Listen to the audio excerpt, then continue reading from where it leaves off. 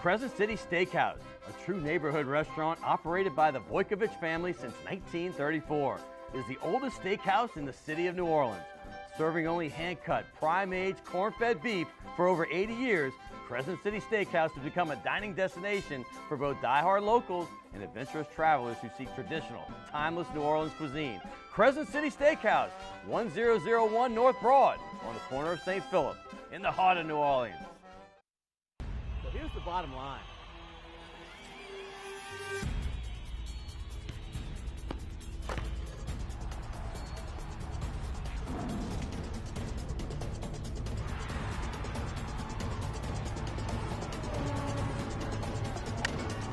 Well, it's funny that you say that.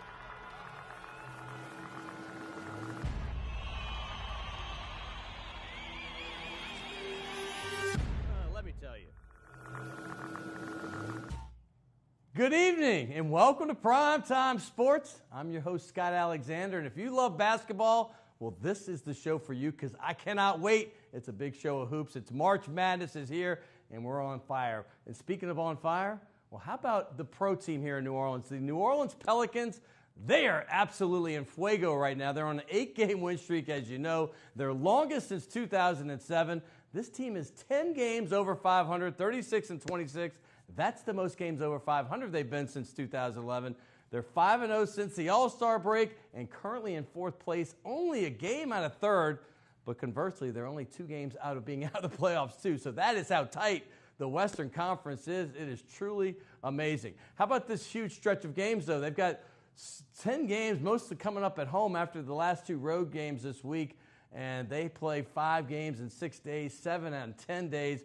They had to make up that Indiana game, so it's going to be crazy. So get on out there and support that team. Hey, speaking of basketball, LSU Hoops, they finished strong this weekend. Hey, they had their best second half of the season, blowing out Mississippi State, who was trying to win to go to the tournament. They probably knocked them out, but great job by Will Wade and his team all season long, recovering from that poor season last year. When he wasn't the coach yet. How about this great weekend up in Baton Rouge? The LSU baseball team and the softball teams both swept their opponents. In gymnastics, they won their second straight SEC title. They've been second nationally, the runner-ups in the country. Maybe this is the year Dee Bro and company can take it all the way.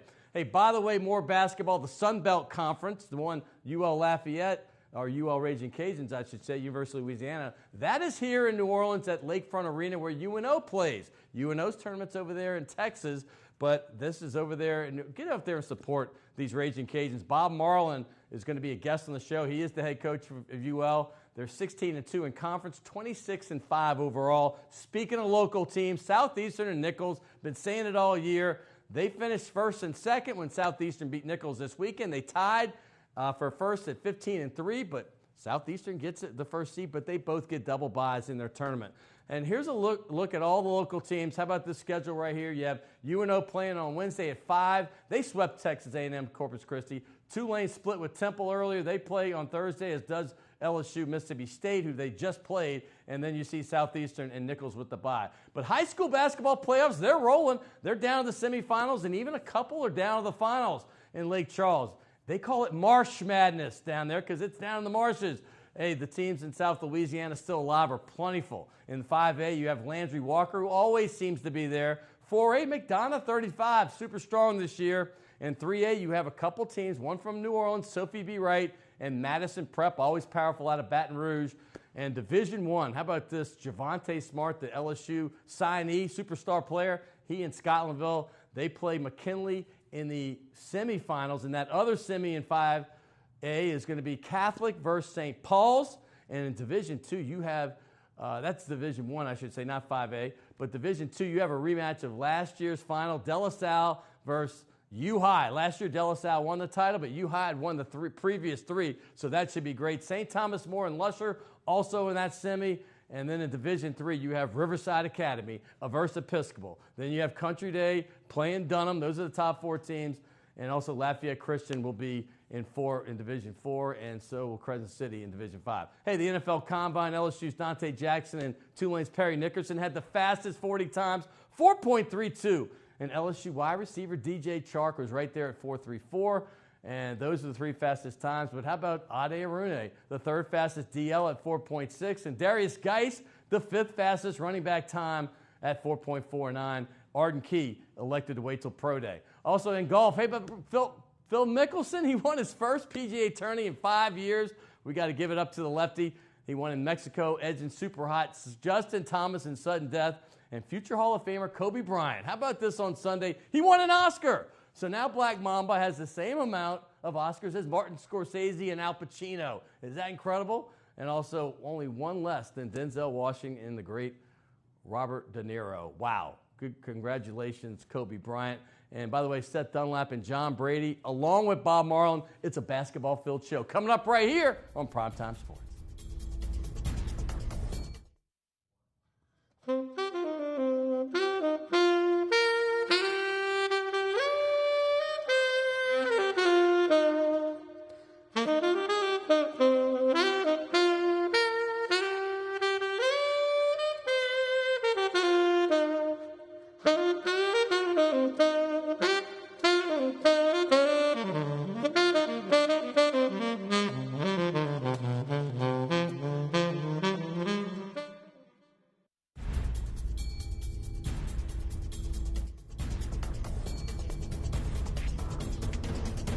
Welcome back to Primetime Sports, and that saxophone player is one of not only the best in the city and the best in the state, he is one of the best in the entire country. James Martin, get to know him because he is going to become one of the greats, much like Trombone Shorty has already done. Hey, moving forward, we know that this is a football town and a football state, but there's plenty of us here that love the game of basketball, and get ready for this show because we're going to put football a little on the back burner, and it's going to be a lot of basketball. I got John Brady, who's my basketball analyst. You know that, the college basketball season. We have him on all the time. He is going to talk a lot about what's going on in the SEC tournament coming up and also what LSU's done this season. Continue all that, and a little bit of national talk as well. And I'm also going to have UL Raging Cajun coach Bob Marlin, who, by the way, has done incredible things in his 8th season over there in Lafayette. It is the University of Louisiana for those around the state. That's what they want to be called. So I just say UL Raging Cajun. But you can't say anything but first place for them. They're 16-2 after a surprise loss. They were almost this close to 17-1. They had a 17-point lead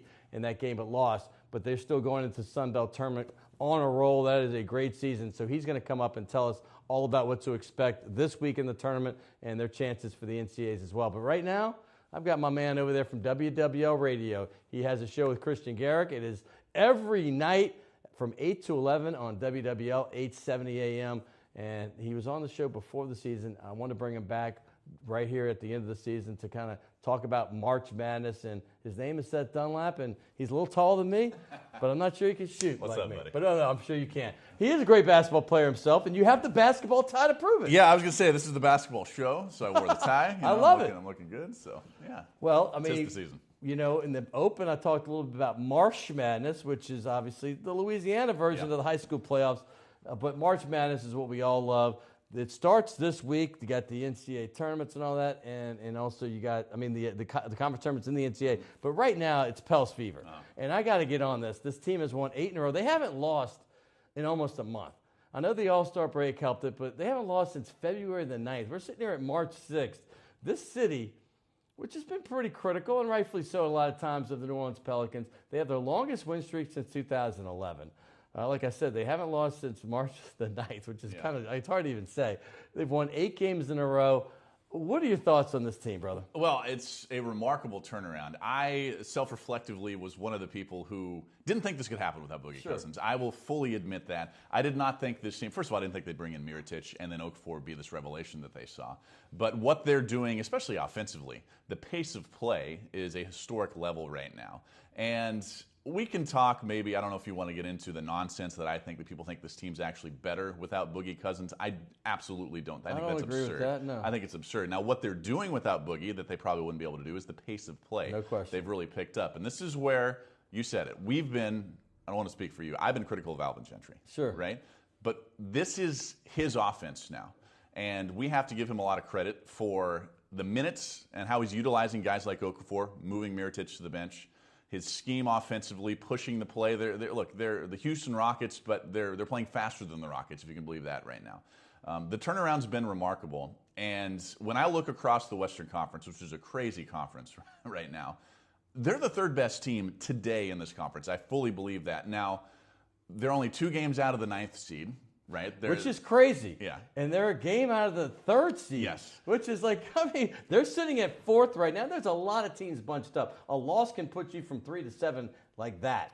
But you're right. I mean, it's kind of remarkable. No, look, they're playing like the third best team in the conference, and this is why I think fans should be really excited.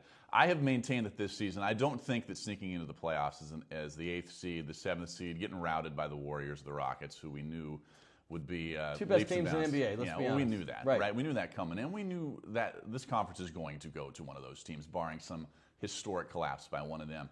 But the reason that I'm excited now is doesn't look like they're just going to sneak in the 7th or 8th seed the way they're playing right now. It looks like, again, if they keep playing like this or resembling anything like this, they're going to get a home court advantage in a series. They're going to be favored in whatever series they play against the 6th or 5th seed if they do get that home series. This is an exciting time to be a Pelicans fan, and I just hope that fans start coming out there to the Smoothie King Center, because attendance, rightfully so probably when they were struggling, a little bit lacking, but no football right now. Like you said, it's basketball season. We got the tie on, man. It's Pels season. They're certainly going to have their opportunity, yeah, because the Pels have 2 more games on this road trip to hopefully extend. They play tonight, of course, against the Clippers, and then they have the Sacramento Kings. But then they come home and they have some tough games, but they have 5 games in 6 days because of the makeup of the Indiana rain-out game back last month. That's going to be on the 21st. So now, like the old days, I remember growing up, and 3 games in a row was not uncommon. But they outlawed that years ago. The CBA did, the collective bargaining agreement. But they're going to have 3 games in a row, 5 out of 6, and 7 out of 10, and almost all of those are home games. So that can make or break you right there. The Pels, ironically, have the 5th best road record, so their road record is actually a little better than their home record right now. So I don't know what that means. Yeah, well, they're getting lucky that this stretches at home. But no NBA team recently in modern NBA history, post the last CBA, has gone through something like this. For guys your age. Yeah, exactly. Like, we don't remember something like this. Well, I do a little bit. I remember vividly. Yeah, I remember a little bit. But like 3 to make 2 on the free throws. You don't see teams play 5 games in 6 days. And I was talking about this before. Think about the players on this team. You go back to high school. Most high schools now, you don't play 2 games in a row. It's like a Thursday, Saturday. It might be a Tuesday, Friday. Except for a tournament, yeah. Yeah, tournament. You go to college. What are they doing? It's a Friday, Sunday. It's a Thursday, Saturday. These guys aren't used to not only not playing 2 days in a row, usually. They're not used to playing 5 games in 6 days. This is uncharted territory for everybody. So I've given Alvin Gentry a lot of credit here. He's got to be extremely conservative and careful with the minutes that he plays. Right. We saw what happened with Boogie. That was coming off the back end of high usage, a lot of minutes over a short period of time. I would not be surprised. I know fans aren't going to want to hear this. It's a big debate across the NBA right now, but I wouldn't be surprised, say that Pacers game, which is in the middle of that 3-game, 5 out of 6 stretch in the 3 games in a row, I wouldn't be surprised to see Gentry just sit everybody that he can. Sit Davis, sit Holiday. Yeah.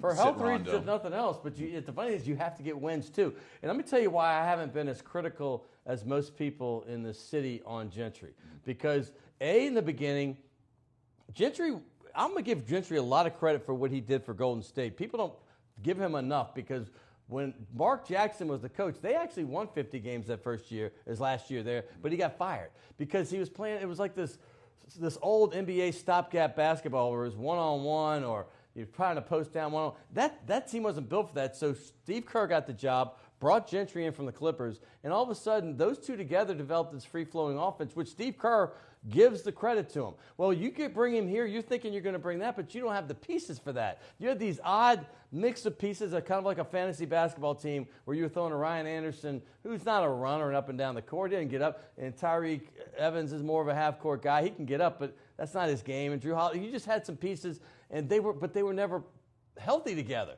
And that's why I kind of gave him a break. They had the biggest injury-riddled season in the history of the league, and that's a fact, his first season. And then last year, you have all the injuries off the start of the season. You're all of a sudden, you're starting off like, 1-11, and you're behind the 8 ball. So finally this year, everybody expects him to go from, 34-30 wins. Oh, well, they have Boogie and AD. They should win 50 games, right? Well, Vegas, who is never wrong or rarely wrong, has them winning 39.5 to 40 games.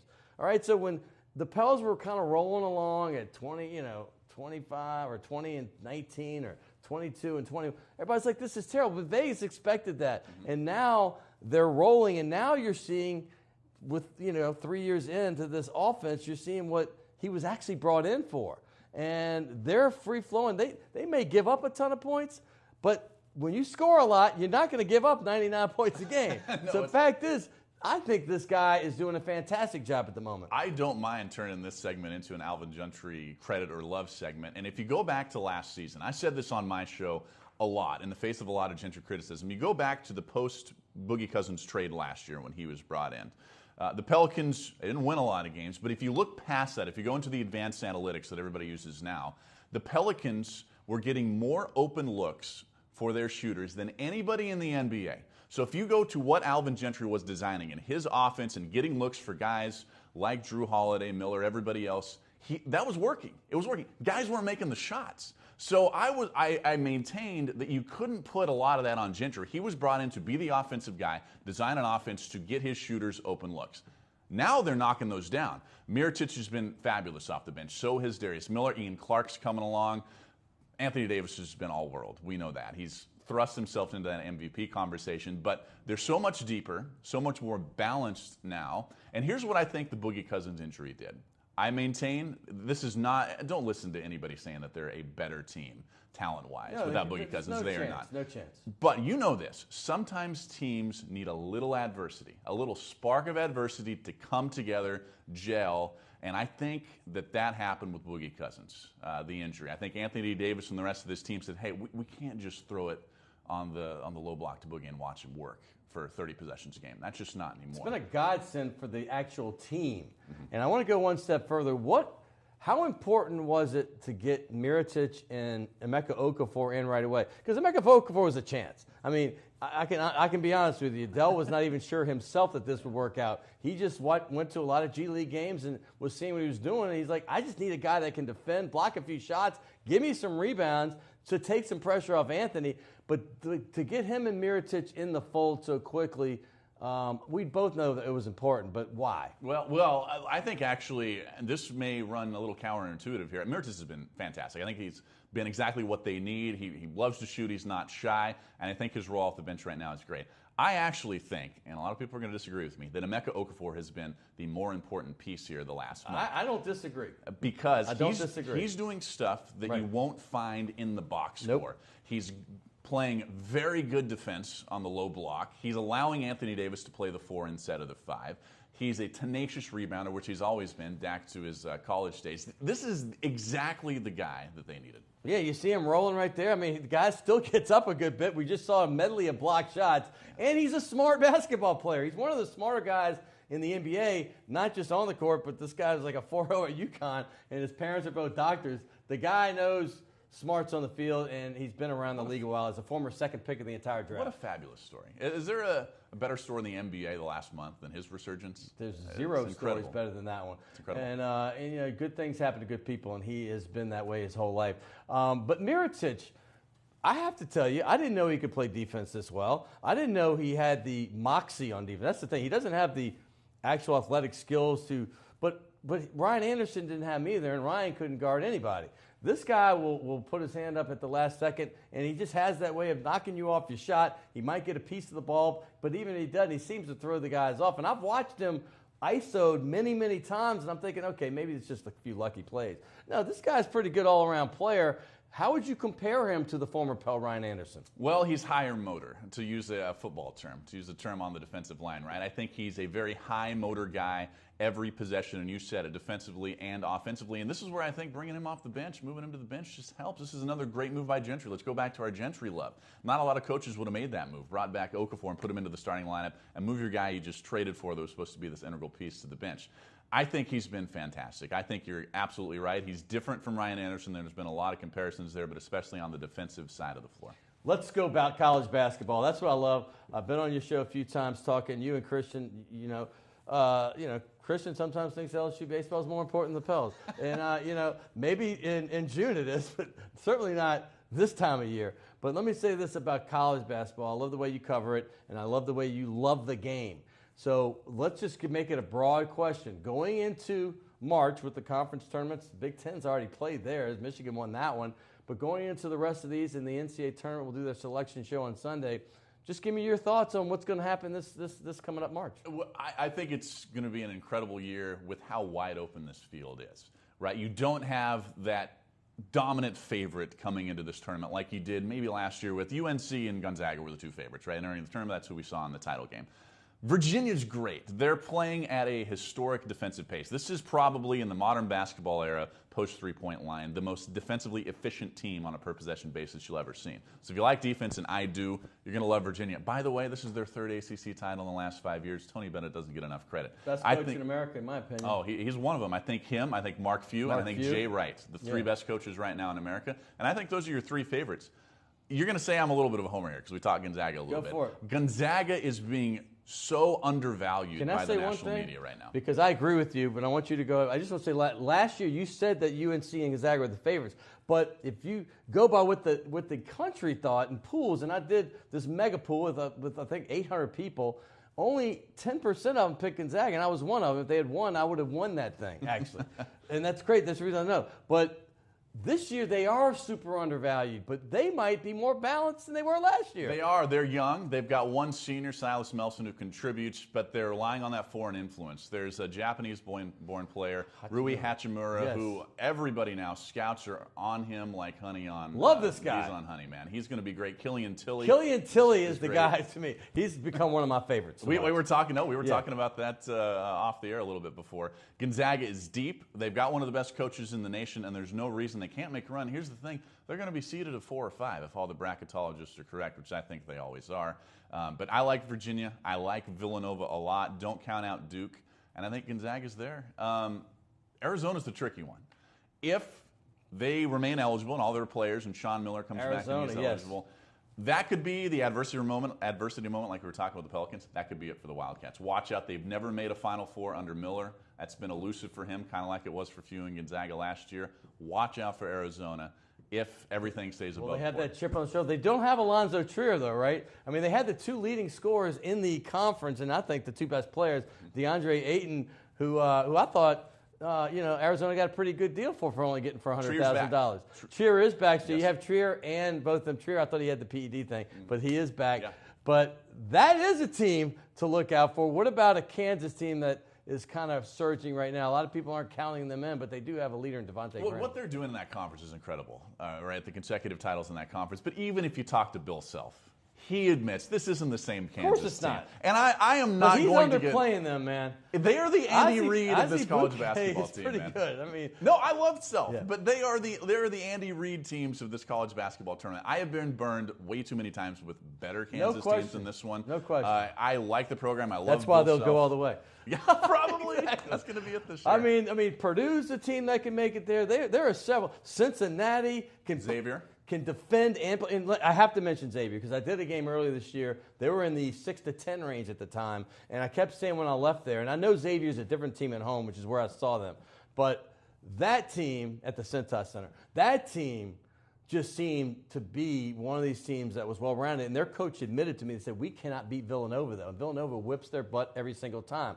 has done it 10 out of 11 times. But they don't have to play Villanova anymore after this tournament, probably. So I think that Chris Mack has got a good chance with Trayvon Blewett to take his team all the way. No, they're no longer that mid-major. They've entered that, we're talking about Gonzaga, the Gonzaga zone, where they're now a power player in college basketball. There's no doubt about it. I'm interested to hear what Coach Brody has to say to you about the SEC play. I still don't think there's an Elite Eight team in the field here. I think when he lost Anthony McFarland for Auburn, I think they were that one team that I could see under Bruce Pearl's system to come in. But I just don't see it. They're so deep. I think it's the deepest conference in the country. I'm not hating on the SEC at all here. No, I think everybody sees that. I don't see the one They don't team. have a power team, but then Florida snuck. They got deep a couple of years back, and obviously last year South Carolina did.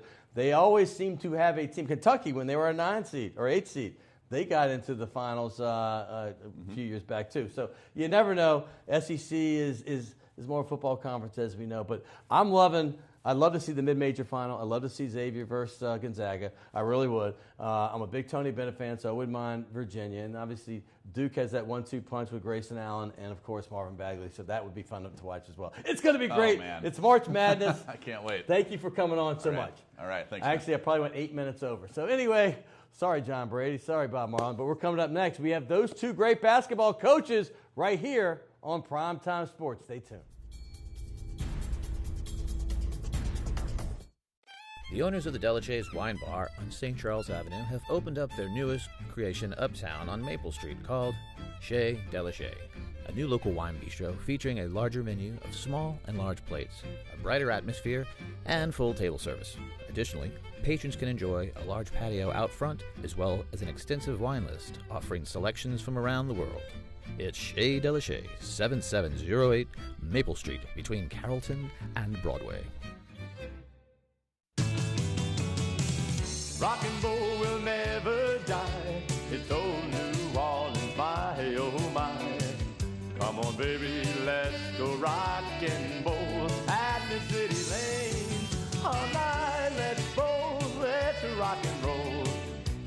Baby, do the rock and roll. At Mid-City Lane's the home of rock and roll.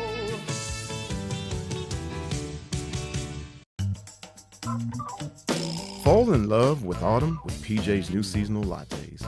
Our pumpkin latte brings you all the flavors of a pumpkin pie with hints of cinnamon and nutmeg, like your favorite holiday dessert in a cup. And our s'mores latte with flavors of toasted marshmallows, warm milk chocolate, and graham cracker cinnamon is sure to bring back campfire memories.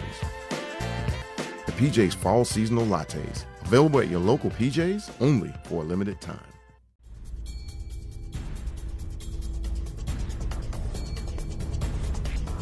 Welcome back to Primetime Sports. I want to thank Seth Dunlap. That was some great coverage of the Pelicans, and obviously we covered all of the national college basketball scenes, more for the SEC and LSU in general. We're going to have John Brady coming up next, but right now, the team that's played the best basketball in the state of Louisiana, I don't think there's any question about it. It is the UL Raging Cajuns. I've been giving them love in the open of this show literally for the last 2 months, and they have deserved it. They lost their finale game that they were up by 17 on Saturday, but this team finished 16-2 in conference. That is remarkable. 25-4, 26-5 overall, I should say. I have head coach Bob Marlin on, who's done some great things there. He's been there for about a decade. He was at 12 years before that. He was at Sam Houston State, taking that team, the Bearcats, to the tournament for the first time ever back in 2003. But the lineage before that is pretty interesting to me, because obviously you don't just become a head coach right away. You got to be an assistant in a few places. And he's had an incredibly eclectic, great group of coaches that he's coached under. First, we all know Mike Vining up at UL Monroe. He's done some great things up there. Gene Iba at Houston Baptist. And how about this? Dana Altman, who coached Oregon to the Final Four last season. Well, he was an assistant under him at Marshall. And then, of course, David Hobbs over there at Alabama. So this man's been coaching for quite a while, and everything he's doing this season is earned. Only one losing season in the conference that he coached in, which is now the Sun Belt, in his entire coaching career at UL. And that is remarkable. But Bob Marlin, welcome to the show. I'm so honored to have you on right now going into the Sun Belt tournament this weekend. Well, I appreciate it. It's a pleasure to be on with you guys. And we've had a great year. A lot of exciting basketball started in Cuba. We took our team on a foreign trip to Cuba in August and came back, and we lost our opener to Ole Miss, had to lead at halftime. And since then, we've played extremely good basketball and excited about what we did in Sun Belt Conference play and looking forward to getting an opportunity to play in the big tournament. When this thing gets rolling, I mean, it can go – I know you've been on probably teams that may get on a losing streak, and it's hard to turn around, but you had the opposite thing happen this year, which is what every coach loves. When you get on that winning streak and you feel that you can't lose, when did you realize that, hey, this team right here that you're coaching this year for in Lafayette for UL Raging Cajuns was going to be very special? Well, starting in Cuba, we knew that we had a good team, and that was good for a couple of our transfers to play. They had to shake some of the rust off from not playing after a year of redshirting and working hard on their game. And we got to Christmas. We had a good non-conference. We were 10-3, I believe. And we lost our last game at Clemson. It was number 5 in the country at the time, RPI-wise. They handled us pretty easily. And we came back and we just recommitted ourselves to the defensive end of the court. We've been a good rebounding team the last couple of years, but we needed to be better defensively. And we jumped out on Little Rock, our very first conference game, 18-2 out of the gate, just really guarded. And then it carried over. We went and played John's old school at A-State, and always a tough place to win. And won there by 10 in a really good game, and came home and beat App State convincingly and held them to 48 points. And then we knew, hey, we've got a chance to be pretty good. And we won our first 10 games. We were 10-0, Scott, and all 10 wins were by double figures. So we knew we had a good group. And we lost the last game of the conference season on Saturday, and Little Rock didn't play well. Senior day, losing overtime, and there's a bunch of our fans ready to jump off the Cajun Dome. I personally think it's the best thing that could happen to us. Somebody that knows that well, you referenced John Brady, who is going to be in my next segment. Well, he just popped in the chair, and I love having coach-to-coach talk. I had him last year with both Dale Brown and Richard Williams, and it's always fun to have coaches talk to coaches. You got something for Coach Well, John? I got one observation, and Bob, you can maybe speak on this. You were kind of in a situation Saturday that our friend Kermit Davis was at Middle the other night, and you win it outright, and you're going to win the conference championship, and then you have to turn around and play maybe the last place team, or in case he played Marshall. How was it to get you? Were you worried about that game on that Saturday after the way you played Thursday, similar to what Kermit had to go through in his loss to Marshall?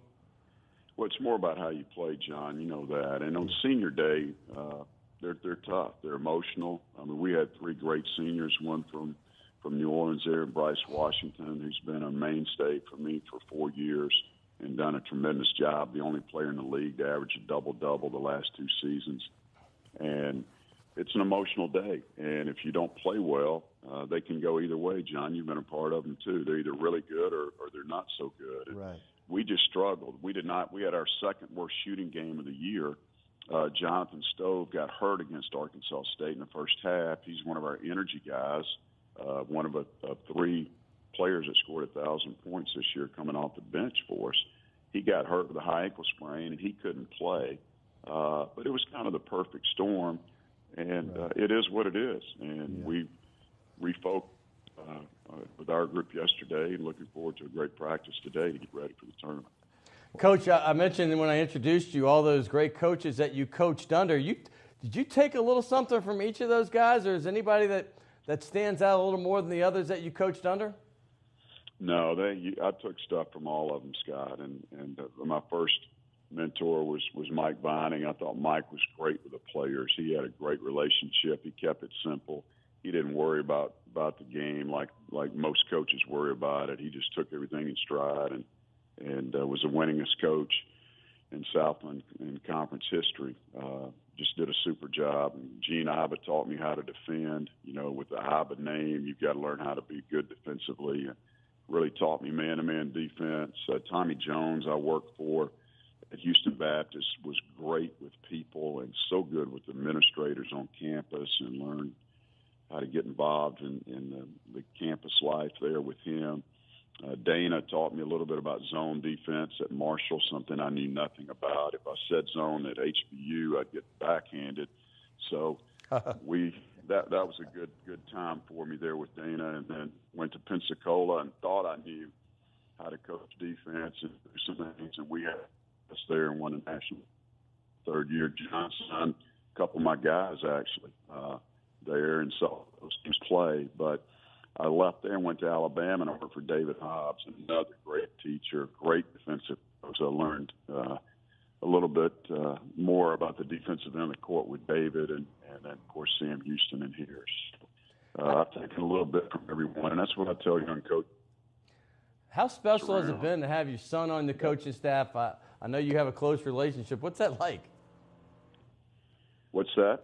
Doesn't your son work with you on the coaching staff, or am I mistaken there? No, he doesn't. All right, my bad. I thought that was the case. But you do have some royalty on your team. It may be New Orleans royalty, but it's royalty. Bryce Washington, who obviously his parents this year, I know people in the Crescent City know this, well, his parents were the king and queen of Zulu, which I think is pretty remarkable. Bryce is your double-double guy, averaging almost 11 points a game, over 10 rebounds a game. What does he bring for this team? He brings leadership.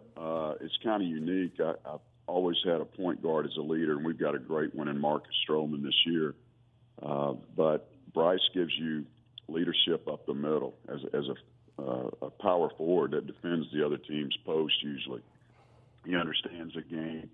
As I said, he's averaged a double-double the last 2 years. He's fifth in the nation in rebounding. He's a second leading rebounder in school history. And he's a third leading rebounder in Sun Belt history. Behind some guys John remembers and Sean Long and Augustine. Right. Here's a kid who started 2.5 years. Started only 2.5 years, scored 1,000 points, got 1,000 rebounds. Sounds like your phone might be breaking up a little bit, Coach. Hey, real quick, I'm going to see if I can still get you, if you can still hear me. Hey, Stroman might be the guy that leads the team as the point guard, but the two leading scorers, I have to ask you about Frank Bartley and Jakeenan Grant. These guys are averaging over 33 points total for you. What do they mean to your team? Bartley's done a great job scoring the ball. He's really worked hard and turned himself into a good shooter. He's a good defensive guard as well.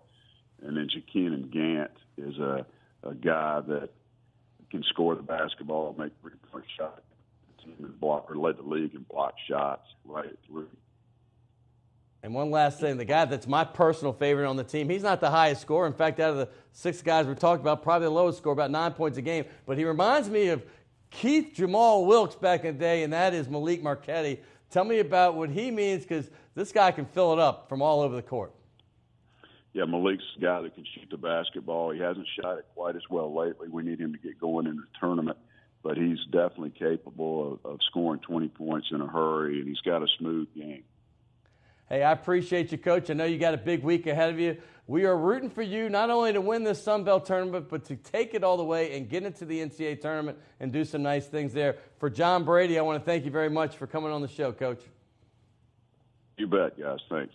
All right. All right, we're going to take it because I got John Brady coming up next. So I want to take a break right now, and we're going to get into a little ULF yet off the top, but I appreciate you coming, Coach.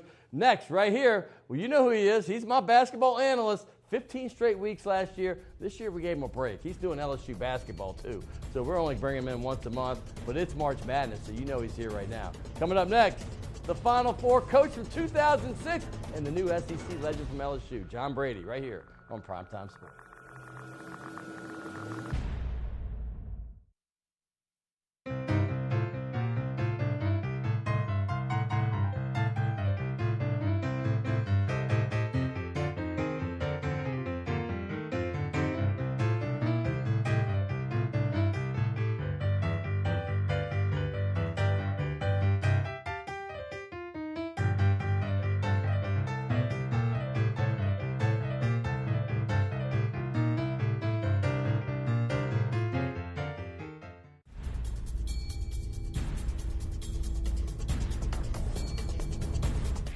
Welcome back to Primetime Sports. And, hey, I want to thank Bob Marlin for taking the time. He has got a big week this week with the Raging Cajuns. Well, they got that double bye. They play on Friday right here at 11:30 in New Orleans at the UNO Lakefront Arena. Hey, you saw John Brady at the end of that segment, but, hey, we brought him in to talk anyway. It's a big week for John Brady. He is named as one of the SEC legends. You know, every year each SEC team, well, at halftime of their first game, they have one of their legends getting honored. It's either a player or a coach, somebody like that. Well, this year it happens to be the man sitting right next to me, and rightfully so. He had a great dozen years in Tiger Town. He had the great Final Four finish in 2006, won a few SEC titles, did some great things there. And here he is. Once again, he is my NCAA college basketball the guy that talks to me about what it is about college. Last year was every week. This year we decided, hey, let's just do this once a month. But now that the calendar has switched over to March, we might have to get you a little more frequently. Be glad to do it. Give my opinion. Not that means a lot, but have had some experience in that regard, so I'm excited about it. I think it's going to be an unpredictable NCAA tournament based on how college basketball has gone this year. Oh, my goodness. And it usually is unpredictable anyway, so if it's any more unpredictable, we're in for a crazy March. It seems like every March is a little bit nuts. But, hey, we just had Bob Marlin on. I want to get to your talk and what it means to you to be a legend, but since that just happened, I want your opinion on this team. They finished 26-5, the UL Raging Cajuns. 16-2 in conference. Really, they were so close to having it 17-1. They kind of let the brakes off, and they ended up losing after having a 17-point lead.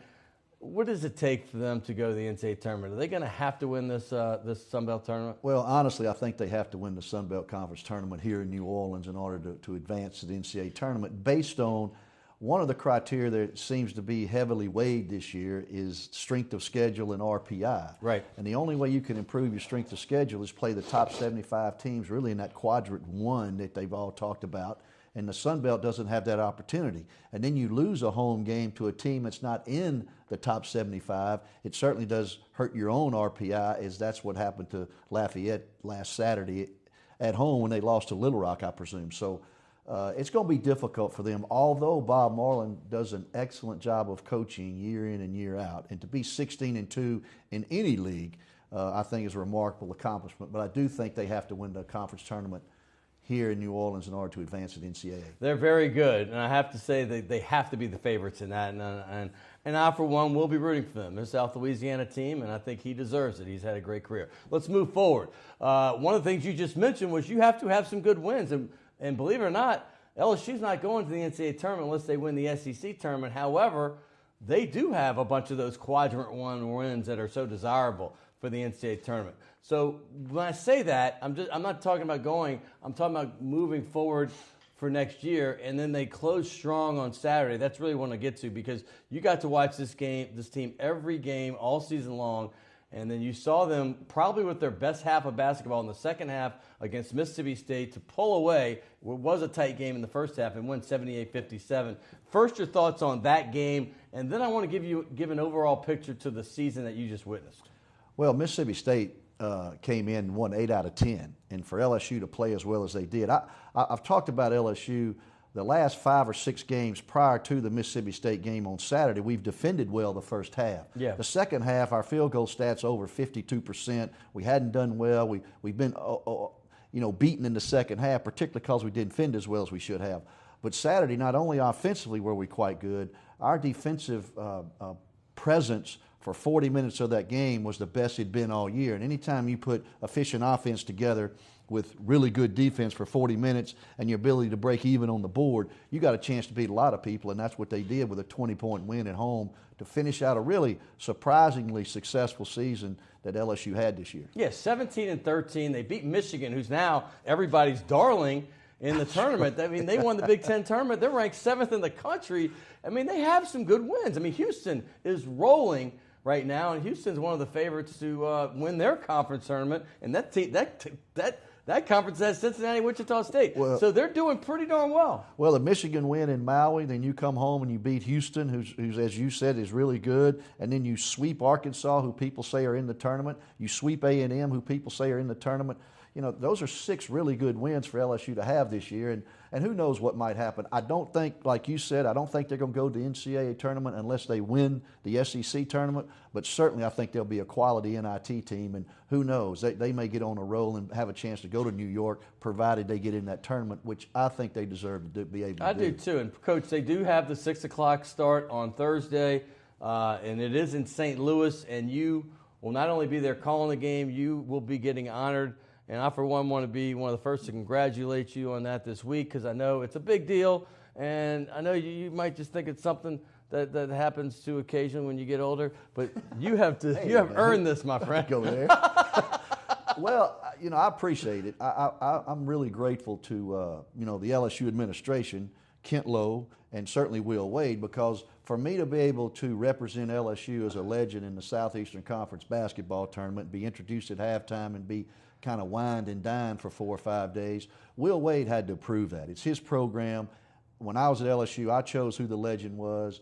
So he approved it, and I'm really appreciative of WLAE for allowing me to represent LSU in that way, and it really does mean a lot. Well, I appreciate you approving Dale Brown in 2004 because I got to be the one whining and dining him in Atlanta, and we had a real good week. How would you say no to Dale Brown? I mean, exactly. You can't do that. Exactly. You might have wanted to at that point. That's exactly right. Exactly. All right, give it to him. All right, but now going in, moving forward with the tournament, you have the 2 games being played on Wednesday for the teams finishing 11 through 14. And usually these are really bad teams for the most part, or teams that aren't that well. This year, I can't say they're really bad, honestly. I look at Georgia, who swept LSU. They're pretty strong. They're in there. South Carolina was in the Final Four last year. And then, obviously, you have a couple other teams in Vanderbilt who beat LSU once out of the 2 times they played. And then Ole Miss, who's struggling because their coach is gone, and they might be mailing in a little bit. Well, anything can happen there, but certainly I think Vanderbilt and Ole Miss definitely are the bottom 2 teams. But after that, Georgia's quite good. The team I saw in Georgia when they beat us in Athens a couple of weeks ago wasn't really the same team I saw in Baton Rouge a month before that. That team was lively, bouncy, made baskets. I mean, they were really good. So it's going to be an interesting Southeastern Conference basketball tournament. South Carolina can defend and rebound, and those things travel on the road really well. And Frank Martin's team will really play well. So I'm looking for good games throughout the Southeastern Conference basketball tournament in St. Louis, not knowing who's going to win. The favorite, I would say, would probably be Tennessee, the way they've closed the year and the way they're put together on both ends of the floor. But after that, it's a crapshoot. Well, speaking of crapshoots, I'm going to have some fun with this. Since you just mentioned Tennessee, I will bring this up. Last year, you might have forgotten, but I have not. Kiss of death. You said that you are the kiss of death. You know where I'm going then. Rick Barnes. You said was definitely the coach of the year. They were rolling. This was last year. I'm talking about 2017. And then they lost 6 in a row, and he was out of contention. This year, the last time you were on was just a couple weeks ago, and you said, hey, man, Alabama, definitely in the tournament. And then they go ahead, and Avery Johnson's team loses 5 games in a row. Please don't say anything good about LSU today. I think LSU will lose the first game. All right, perfect. They're going all the way. Yeah, so what happened to Alabama? Well, my take on Alabama, I've seen them up in close personal twice. What I think is defensively and rebounding, they're good. That's their consistent mark. But offensively, they're all over the board. Sometimes the wrong players shoot the ball. Sometimes the wrong players shoot it too much. Sometimes they take poor shots. But when they play inside out and they want to establish something around the goal and then move out of that, if they don't score it off the break, I think they're quite good. But certainly from an offensive standpoint, has been my biggest argument with Alabama. That's why they're up and down. That's why they've been all over the board. I think if they were more stable offensively, they'd be a more consistent winning basketball team. One game that we know that is scheduled for Thursday, because there's 2 games scheduled, and then 2 you have to wait to see who wins on Wednesday, right? But it's LSU, Mississippi State. LSU just had a great game against them, but that doesn't mean they're going to do it again. They're not at home. They're in St. Louis. It's a neutral site game. But what makes LSU special? Because what I've noticed from the first game that I saw with you, actually, we went to the Tulane exhibition game before the season. We all know Tremont Waters is the star of the team, and he is the straw that stirs the drink. But what I've noticed is that Skylar Mays, from the first half of that exhibition game to the second half, was a different player. And I've noticed from the first half of the season to the second half of this season, I thought this guy has become more assertive and made himself one of the bigger, more important players on this team. Well, I think a couple of things have helped Skylar Mays. Number one, they moved him off the ball. Last year when he played for Johnny, he was on the point most of the time, and he doesn't have the lateral speed. He can't separate himself and make other players better. But off the ball, with Tremont Waters on the point, has certainly helped his game. Yeah. But I think moving him off the ball and Tremont coming in has certainly helped Skylar Mays. Skylar Mays is extremely intelligent. He's got high character. He's very coachable. He doesn't get too high or too low, and and that's why I think he's gotten better. He wants to be coached. He wants to be told what to do. He doesn't get too low or too high, so therefore he maintains a nice playing personality about him, and that's why he's gotten better throughout the course of the year. Defensively, he's gotten better. When the LSU team plays well defensively, they seem to stumble around and get 72 to 75 points a game. On a good night, they get 80. So if they guard a little bit and defend it and then rebound, LSU can beat anybody in the league, and I think they've demonstrated that throughout the year, going 8-10 in the SEC this year. We know that they can beat Mississippi State. They just did it. Will they beat Mississippi State? You have Ben Howland going against the young Will Wade. Ben Howland had some great success at Pitt, had some success at UCLA. Now at Mississippi State, it's been mixed success. But this guy knows how to coach big games. What do you think is going to happen on Thursday night? Well, in a situation like that, I've always tried to prepare a team that where the game before the previous game, whether you've lost it or won it, has nothing to do with the next preparation for the next game. Therefore, if you've won, you can't assume you're going to prepare as well and win the next one, or if you've lost, prepare as poorly as you probably did to lose the game. So every game takes on its own personnel and its own set of circumstances. So I think they need to forget about what happened in Baton Rouge when they played really well against Mississippi State, prepare for this game like they hadn't played them before, and treat it as such, because I think that's the only way mentally you can get back correctly to prepare for a game like this in the SEC tournament. All right, well, Auburn was the surprise winner of the league. I mean, they obviously, once the season started, they were way ahead for a bit. Tennessee was rolling, then they had a big slump, and then they got hot again. So they ended up tied 1-2. They're both 13-5, but Auburn has the edge. And then you have Florida, Arkansas, Kentucky, and I'll throw Missouri and A&M in that bunch. They're all kind of bunched up there. Those are looking like possible tournament teams. Do you think any of them has to win games in this tournament to go forward, and what's your outlook? I would say Arkansas and Missouri would certainly help their resume if they could win a first-round game in the SEC tournament. If they both get upset in their first game in the SEC tournament, I think there's some argument against both of those teams. You know, they say Alabama is still in the tournament at 8-10. They have to win. Losing 5 games in a row. Oh, they need to win. And they're 17-14, 8-10 in conference. I don't see how I just don't see the resume. Yeah. Now, the RPI and the strength of schedule they say is high. They did win some games early. But I don't see them in the tournament unless they win 1 or 2 in the SEC tournament. Kentucky Wildcats name only, or are they? I mean, they got a bunch of young guys that are starting to gel a little bit. What do you think? Well, at 10-8 in the league, I think Kentucky's in, and with the youth of their team, they've won 3 or 4 lately. At 10-8, I think Kentucky's in, regardless of what they do in the first round. Not only are they the youngest team in all of college basketball, they're one of the youngest teams in the history of college basketball, and that means those freshmen are young freshmen. Yes. It's like wow. But Florida seems to be getting hot right now. Mike White. He's done some good things at Louisiana Tech. Now he's starting to do them at Florida as well. What do you think about him going forward? Because he's a tournament-tested kind of coach.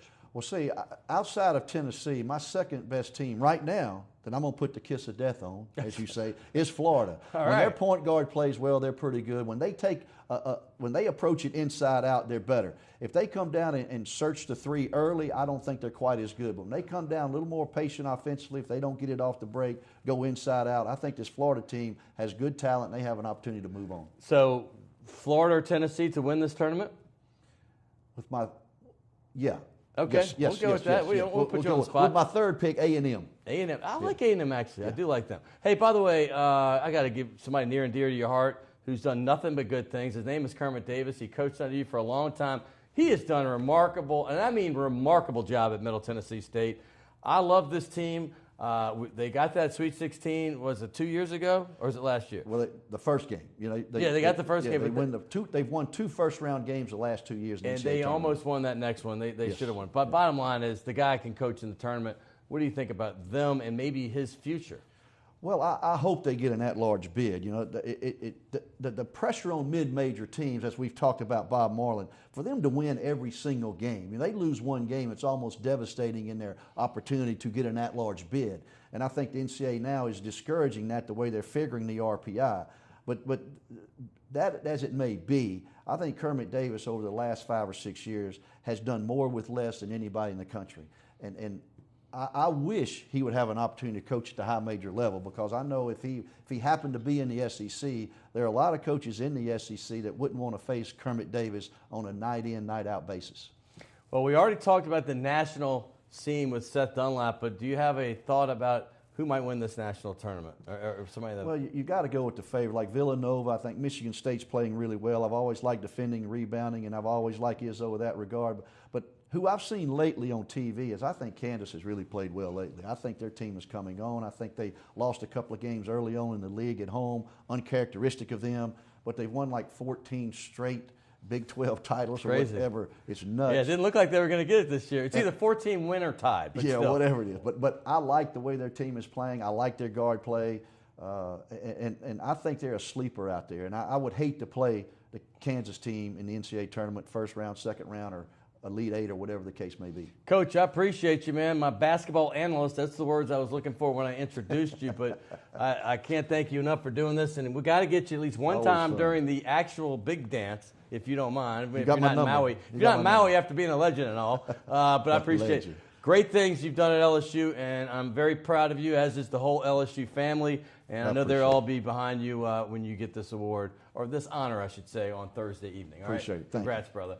Hey, I want to thank John Brady. I want to thank Coach Bob Marlin. Wish him the best of luck this week at the Sun Belt Tournament. Get over there to UNO Lakefront Arena. I'm telling you, it's going to be some really good basketball. You also have UL Monroe going in there, and some great teams around the South as well, including Georgia State, Georgia Southern. They're all over the place, and those teams in Arkansas as well. Well, that might be Southland. I get them mixed up. There's one in the South and one in the Sun Belt, just kind of like it is in Louisiana. But I want to thank also Seth Dunlap, and also my producer Will Hill, and everybody here at WLAE and CST, the Redhead Tsunami, Anthony, and of course Naila. She does it all for us. Thank you very much. We'll see you next week. March Madness, everybody. Go watch you some basketball.